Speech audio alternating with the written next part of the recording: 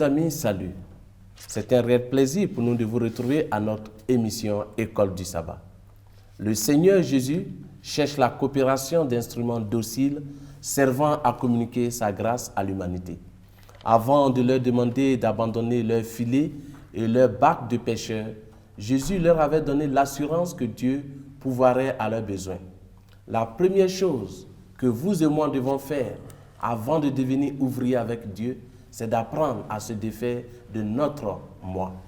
Ainsi seulement, on peut devenir participant du caractère du Christ. Que nous enseigne donc l'appel des disciples? Pour notre échange d'aujourd'hui, nous avons comme invité, je vais commencer par ma droite, Zondi Pierre, Kamono René, Dablé Olivier, Agnero Fréjus et Edan Éléonore. Nous allons inviter la présence de Dieu avant de commencer notre étude. Nous voulons te dire merci, Éternel notre Dieu, de ce que tu as été avec nous. Merci encore pour cette rencontre. Viens et dirige-nous au nom de ton Fils Jésus-Christ. Amen. Amen. L'appel des disciples. Avant de commencer, est-ce que nous pouvons définir un peu le mot disciple? Que pouvons-nous entendre par disciple? Oui, Éléonore? Si je me réfère à la Bible, je crois qu'il y a un verset qui dit que vous êtes mes disciples si vous faites ce que je vous demande. Alors le disciple, c'est celui-là qui a un maître et qui suit et fait ce que le maître lui demande. Lui demande, ok, merci. Oui, Pierre? Ouais, effectivement, c'est la définition du mot disciple. Disciple, c'est celui qui suit un maître et qui met en pratique ce qu'il a reçu de son maître. Et c'est ce que nous allons voir. Comment est-ce que Jésus a appelé ses disciples? Qui sont-ils? Que faisaient-ils? Quel genre d'homme que Jésus a choisi pour être ses disciples? Parce que nous avons une leçon importante à apprendre de ce titre-là, l'appel des disciples. Nous allons lire ensemble avec Éléonore. Excusez-moi de commencer toujours parce que c'est la seule dame parmi nous. Matthieu chapitre 4, versets 18 à 22. Matthieu chapitre 4, versets 18 à 22. Comme il marchait le long de la mer de Galilée, il vit deux frères, Simon appelé Pierre et André son frère, qui jetaient un filet dans la mer, car ils étaient pêcheurs. Il leur dit, « Suivez-moi et je vous ferai pêcheurs d'hommes. » Aussitôt, ils laissèrent les filets et le suivirent. De là, étant allé plus loin, il vit deux autres frères, Jacques, fils de Zébédée, et Jean, son frère, qui étaient dans une barque avec Zébédée, leur père, et qui réparaient leurs filets. Il les appela, et aussitôt, ils laissèrent la barque et leur père et le suivirent. Merci. Où est-ce que Jésus est allé pour chercher la majorité de ses disciples? Là, je veux dire, pour les 4 personnes que nous venons de voir, c'est en majorité des pêcheurs, donc au bord de la mer, des gens qui avaient pour profession la pêche. Et que pouvons-nous comprendre par pêcheur? Il choisit des pêcheurs. Quel type de personnes sont-ils, les pêcheurs? Oui, frère Jésus. Plus souvent, les pêcheurs sont des gens patients. Parce qu'il faut se lever très tôt et attendre que le filet prenne. Il arrive des fois même que le filet ne prenne pas. Donc, c'est des personnes qui sont patientes et des personnes qui sont tenaces. Et il faut dire que les pêcheurs n'étaient pas des grandes personnalités de la société. Non. C'était des personnes même qu'on ne considérait pas. De modestes personnes. C'est vers ces personnes que Jésus est allé pour choisir ses disciples. Pour dire quoi? Nous ne sommes que l'argile. Jésus n'est que le potier. C'est Jésus qui nous façonne. Quel que soit l'enseignement, quel que soit ce que nous sommes, pour être disciple de Christ, il faut venir à l'école de Jésus. Parce qu'il a dit, laissez vos filets, je ferai de vous des pêcheurs d'hommes. Et ils avaient pour habitude de pêcher des poissons. Mais maintenant, ce sont des hommes qu'ils vont pêcher. Pour dire quoi? Okay. Quand Jésus dit, je ferai de vous des pêcheurs d'hommes. Pour dire que l'une des missions d'un disciple, c'est d'aller appeler, n'est-ce pas, les gens à sortir de leur vie de péché et à rejoindre le camp de Jésus. Et comme on a vu avec Jean-Baptiste qui prêchait dans le désert, repentez-vous car le salut est proche. Le Fils de Dieu est arrivé. Donc, en disant péché, donc ça vous dit maintenant, ce que vous devez chercher, ce sont des hommes pour le royaume de Dieu. Donc, qu'est-ce que chaque récit nous dit au sujet des disciples, après tout ce que nous venons de lire? Quand nous avons lu, qu'est-ce que ce récit nous dit sur chaque disciple? Oui, il y a vraiment, je suis en train de voir un peu l'approche même de Jésus-Christ, la méthode, disons. Nous voyons que généralement, c'est plutôt, l'on cherche à devenir disciple, mais Jésus va à la recherche des personnes qu'il qualifie, vous voyez.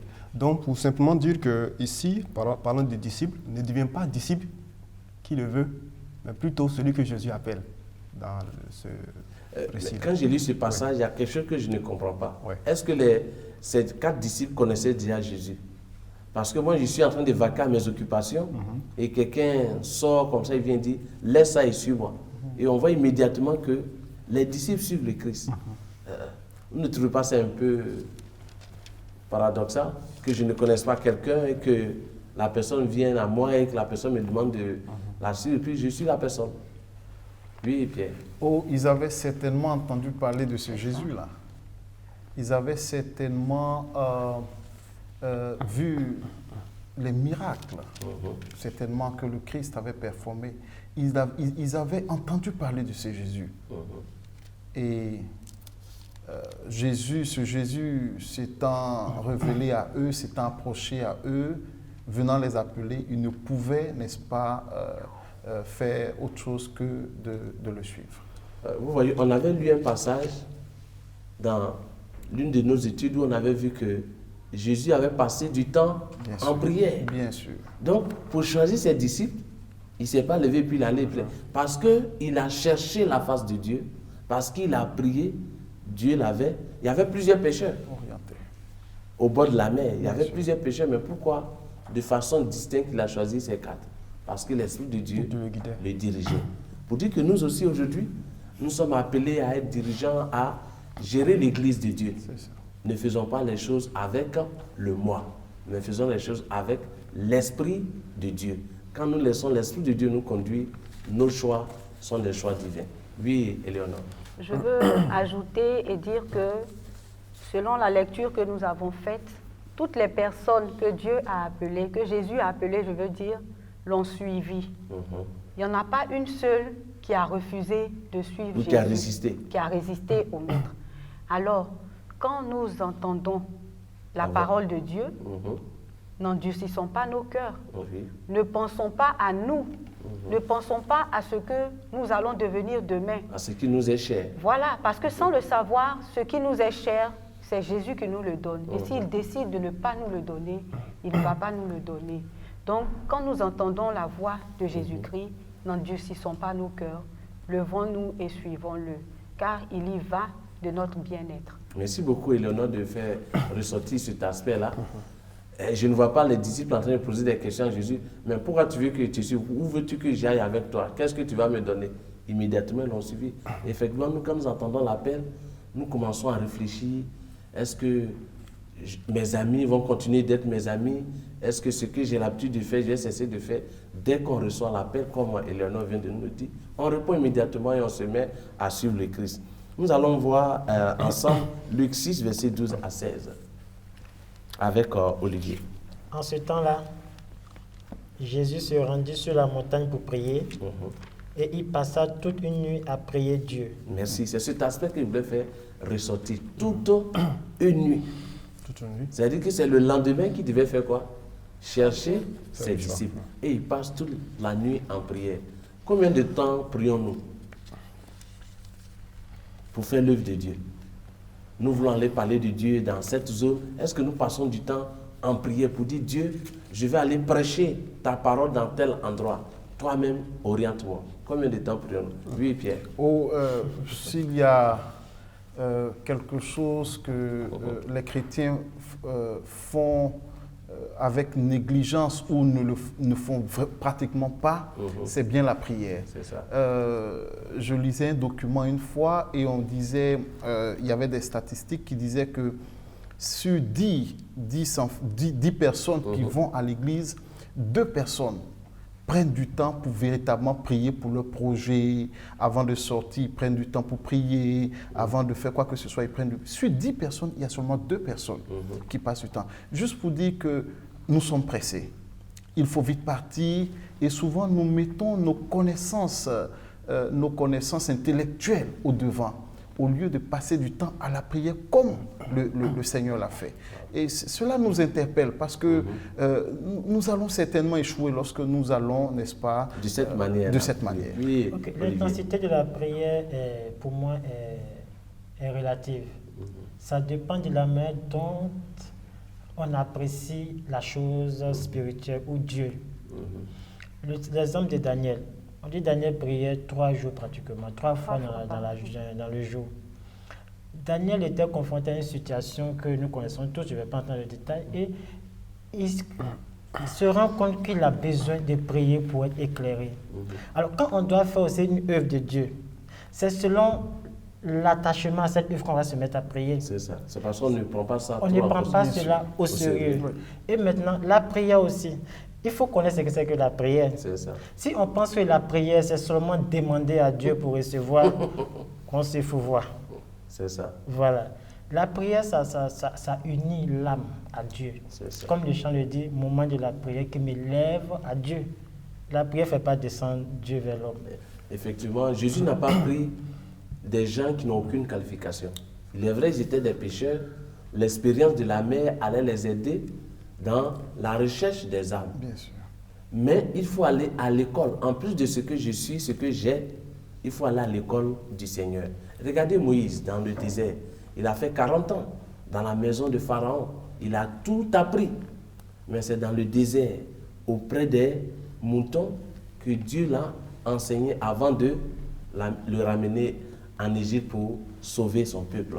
Pour dire, nous souvent, ne regardons pas la taille de la personne. Bon, celui-là, il a un doctorat. Celui-là, il a ceci. Même s'il a un doctorat, ça peut aider. Mais il faut ajouter à cela la prière. Donc, le choix des disciples de Jésus nous interpelle aussi, nous aussi, dans le choix des tâches qu'on veut assigner à certaines personnes. Que nous ajoutons dans notre réflexion la prière.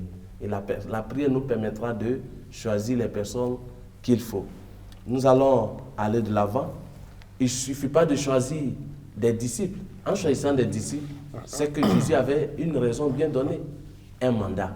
Jésus attendait quelque chose d'eux. Nous allons lire Luc 9, versets 1 à 6, avec Pierre. Jésus, ayant assemblé les 12, leur donna force et pouvoir sur tous les démons et la puissance de guérir les maladies. Il les envoya prêcher le royaume de Dieu et guérir les malades. Ne prenez rien pour le voyage, leur dit-il, ni bâton, ni sac, ni pain, ni argent, et n'ayez pas de tunique. Merci. Nous avons déjà reçu l'essentiel. Après avoir choisi ses disciples, quel est le mandat que Jésus confie à ses disciples? Et puis, est-ce que ce mandat est différent du mandat que nous avons, nous chrétiens du 21e siècle? Oui, Éléonore. Je crois bien que Jésus demande à ses disciples de le relayer dans sa tâche, c'est-à-dire d'aller vers les autres êtres humains afin de leur dire tout ce qu'ils ont appris auprès de lui. Et nous avons cet ordre de mission-là, je crois bien dans Matthieu 19, Matthieu 28, versets 19 et 20, où Jésus dit « Allez et faites de toutes les nations des disciples, les baptisant au nom du Père, du Fils et du Saint-Esprit, et enseigne-leur à observer tout ce que je vous ai prescrit. » C'est cela que Jésus a demandé à ses disciples. Et pour répondre à la question, cet ordre de mission n'est pas différente de celle que nous avons aujourd'hui, puisque nous savons bien que la Bible ne passe pas. Elle est éternelle, comme celui qui l'a inspirée. Alors, elle s'adresse aujourd'hui à nous. Nous devons, nous aussi, qui avons entendu parler de la parole de Dieu, qui avons reçu ce message et qui l'avons apprécié, que nous puissions permettre à d'autres de pouvoir en bénéficier. Que Jésus, comme Jean 14, verset 6 le dit, je suis le chemin, la vérité et la vie. C'est ce que les disciples devaient aller prêcher. Oui, Olivier. Oui, pendant la lecture, il y a un aspect il dit ne prenez ni bâton, ni argent, ni tout ce qu'il y a comme besoin. Il faut qu'on arrive à comprendre que le disciple-là n'est pas de l'aisance. C'est pas le confort. C'est pas le En confort. fait, Jésus ne voulait pas dire qu'il fallait seulement aller les bras vides, mais ne recherchez pas le confort, l'intérêt dans ce que vous êtes en train de faire. C'est pas Je le m'occupe confort. de ça. Je m'occupe de ça. Mais il faut de la passion. Il faut aller jusqu'au bout. Quels que soient les moyens qui sont à votre disposition, il y a un but. Donnez-vous les moyens d'atteindre ce but. N'attendez pas de dire, bon, comme je suis disciple de Jésus, il faut que cela me soit, il faut que cela me soit. Non. C'est ça. Voilà, c'est ce que je voulais souligner dans ce passage qui a été lu par Zondi. Oui, Frégis. C'est alors aussi qu'on reconnaîtra ceux qui sont les disciples envoyés par Jésus et ceux qui ne sont pas les disciples envoyés par Jésus. Parce que celui qui est disciple envoyé par Jésus, nous le lisons ici, il ne va rien demander en retour. En fait, sa préoccupation, c'est le devenir Voilà. des pécheurs. Des âmes. C'est leur salut, des âmes. C'est ça sa préoccupation, ce n'est pas lui son bien-être Non. qu'il doit. Ok. Mais là aussi, j'aimerais dire qu'on peut reconnaître par là les disciples que Jésus a envoyés, ceux qui sont des enfants de Dieu, que Dieu a envoyés, ceux qui ne le sont pas. Parce qu'il y aura des gens qui viendraient parler de Dieu, mais demanderont quelque chose pour que vous, votre âme soit sauvée. Pourtant, ce n'est pas le cas. Ok. Oui, Cameroun. Voilà, je suis en train de retenir un autre aspect. Comme quoi, vous voyez qu'au verset 1, il est dit que Jésus réunit les 12 et leur donna le pouvoir. Vous voyez, en réalité, ceux qu'il a appelés n'avaient pas de qualité. C'est vrai, ils étaient certes des pécheurs avec des valeurs qu'on pourrait peut-être faire ressortir. Mais pour cette mission, ils n'avaient pas la qualité qu'il fallait. Nous ne pourrons pas discerner, c'est vrai, les critères de Dieu. Mais Dieu leur a donné ce qu'il fallait pour cette mission-là. Voilà, pour dire que donc, une fois qu'on est choisi de Dieu, on est élu de Dieu, Dieu va nous donner les moyens qu'il faut. Il va nous qualifier pour mener à bien cette Si mission. nous acceptons, bien sûr, son appel. Bien évidemment. C'est ça. Donc voilà. Maintenant, peut-être le hic qui viendra, comme il vient de le dire, c'est que dans la suite, dans la marche, est-ce qu'à ce moment, je vais commencer à animer mon esprit d'inquiétude? C'est ça. Voilà. Effectivement, merci René d'avoir fait ressortir cet aspect-là. Le pouvoir. Le pouvoir, ouais. Parce que Dieu ne nous jette pas comme ça dans la nature, C'est ça. sans quelque chose qui nous rassure. Il dit, je vous donne le pouvoir de guérir, de chasser les démons.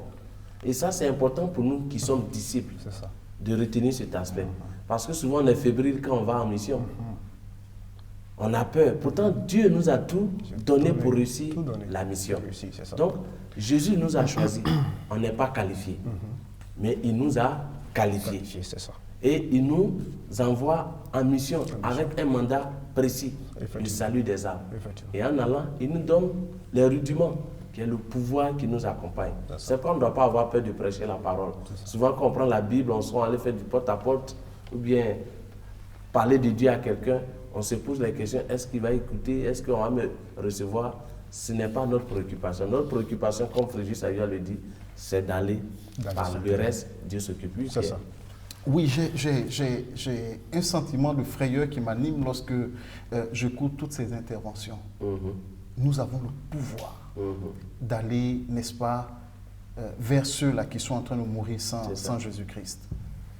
Et comme une entreprise, mon entreprise dans laquelle je travaille me donne le mandat, la mission d'aller, n'est-ce pas, pour un objectif.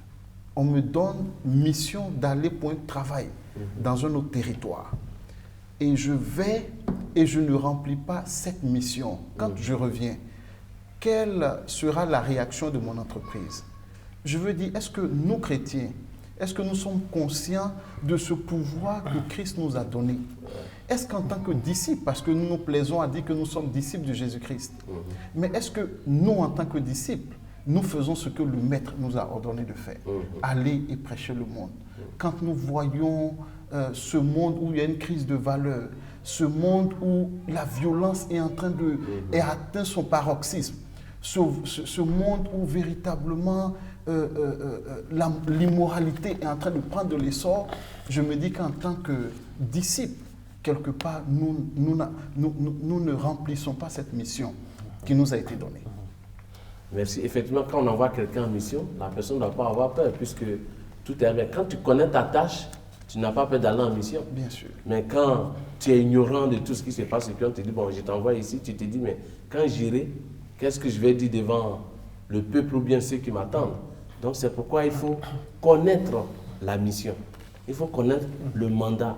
Et il faut dire aussi que j'ai le pouvoir, j'ai reçu l'autorité en allant. Bien sûr. Quand un préfet descend ou bien une autorité quelconque arrive dans une région, la personne n'a pas de crainte parce que il a reçu l'autorité de la hiérarchie suprême, la magistrature suprême de l'État.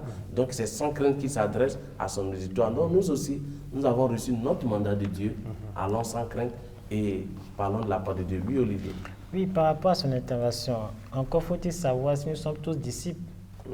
C'est là la question, parce que Jésus m'a fait ce reproche à ceux qui le suivaient. Vous me suivez parce que vous voyez des miracles, parce que vous mangez du pain et du poisson. C'est ça. Donc voilà le problème. Ne deviens pas disciple. Qui veut? C'est d'abord un appel divin. Et lorsque cet appel est reçu, il faut soi-même se mettre dans des conditions aussi. Et c'est ce qui manque à beaucoup, parce que nous avons quelque part des attachements. Et des attachements empêchent l'individu de mener à bien son disciple-là. Et c'est ce que je voulais souligner. Il y a un dernier aspect sur lequel j'aimerais qu'on s'attarde un peu. Nous allons lire le verset. Le verset se trouve dans Luc 9, 23 à 25. Voilà. Il y a un prix à payer pour être disciple. Et ça, c'est important pour nous de comprendre cela. Oui. Puis, il dit à tous, si quelqu'un veut venir après moi, qu'il renonce à lui-même, qu'il se charge chaque jour de sa croix et qu'il me suive. Car celui qui voudra sauver sa vie la perdra, mais celui qui perdra à cause de moi la sauvera. Et que servirait-il à un homme de gagner tout le monde s'il se détruisait ou se perdait lui-même? Être disciple, y a-t-il un prix à payer? Il faut renoncer à soi. Donc il y a un prix à payer. Le prix est lourd. Renoncer à soi. Oui. Pour nous sauver, le maître a dû renoncer à sa royauté. Bien sûr. Et il est descendu sur la terre, oui. Éléonore. Il a même dû renoncer à sa vie. Oui. Et ça, c'est un très grand prix à payer. Parce que l'être humain s'aime lui-même. Ça, on n'a pas besoin de l'apprendre à qui que ce soit. On ne fait pas des études pour ça. C'est pourquoi nous fuyons les endroits où il y a la mort. Nous fuyons les endroits où il y a la souffrance. Et le maître a payé de sa vie. Alors, qu'est-ce que nous pouvons perdre pour suivre le maître? Qu'est-ce que nous sommes prêts à perdre pour suivre le maître? Nous devons nous poser la question, tout en sachant que tout ce que nous pouvons perdre pour suivre le maître nous sera restitué, parce que c'est lui qui nous donne toutes ces choses. Donc le prix à payer, c'est que nous partons vers des gens qui ne vont pas nous comprendre, qui vont nous rejeter, qui vont même attenter à notre vie. Donc, lorsqu'on répond à l'appel du disciple-là, il faut vraiment être prêt à payer le prix. C'est ça. De perdre même sa vie. Sa vie, oui. Parce que le Christ même a perdu sa vie pour nous sauver. Et comme il a dit, si on fait ça au bras vert, au bois vert, je m'exprime, je me corrige, qu'en est-il au bois sec? C'est ça. Donc si Christ a souffert, nous aussi, soyons prêts à souffrir. Donc nous avons vu que Christ a appelé des disciples. Nous avons vu que personne n'était qualifié, mais c'est Christ qui qualifiait. Il a prié pour choisir ses disciples. Mais ceux qui veulent être disciples doivent retenir une chose. Ce n'est pas dans un endroit heureux qu'on part. Tout nous attend. Quand il dit, je vous jette comme des agneaux au sein des loups. Le loup mange quoi? Les agneaux. Les agneaux. Donc c'est que les gens seront prêts à nous dévorer. Oui, Olivier, pour... Le prix à payer peut donner souvent des sueurs froides. Parce que même les apôtres, autant pour moi, l'ont signifié. Pierre, à une occasion, a dit, mais qu'en est-il de nous qui te suivons? On a tout laissé. On a tout laissé. Qu'en est-il de nous qui te suivons? C'est pour te dire que ça peut parfois animer l'âme humaine. Mais il faut aller au-delà. Et aller au-delà, c'est connaître celui qu'on suit. Yes. Lorsqu'on connaît celui qu'on suit, on n'a peur de rien. On avance et comme Aidan l'a dit, tout nous sera restitué dans les derniers temps. Et Jésus a répondu, pour terminer, Jésus a dit, pour celui qui perdra un père, une mère, une sœur retrouvera, et par-dessus tout, je vous donnerai la vie éternelle. Amen. Pour dire que le prix que nous avons à payer ici-bas, Insignifiant. en tant que disciples, est insignifiant par rapport à ce que nous allons obtenir quand Christ reviendra.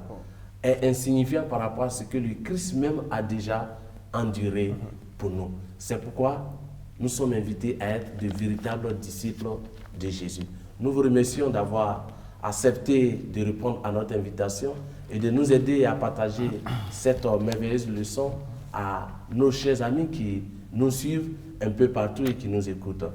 Chers amis, nous voici au thème de notre étude de ce jour. Jésus choisit des pécheurs, non imbus des traditions et des coutumes de leur temps. Homme naturellement bien doué, humble et désireux d'apprendre, qu'il pouvait former en vue de son œuvre. On rencontre dans les humbles sentiers de la vie des hommes occupés, aux besoins les plus modestes et possédant sans le savoir des facultés qui développaient les maîtresses sur un pied d'égalité avec les hommes les plus honorés. L'attouchement d'une main habile éveille ses facultés lentes. De tels hommes furent appelés à devenir les collaborateurs de Jésus et eurent l'avantage de lui être associés. Les grands de ce monde n'ont jamais eu un tel maître. Quand les disciples sortirent de l'école du Sauveur, ce n'étaient plus des hommes ignorants, mais c'était des hommes qualifiés pour le salut des âmes. Nous allons rendre grâce à Dieu pour ce moment d'étude. Béni sois-tu, Éternel, notre Dieu, notre Père. Aide-nous à être l'argile entre tes mains, afin d'être des instruments de salut dans le monde dans lequel nous vivons. Au nom de notre Seigneur Jésus-Christ. Amen. Amen.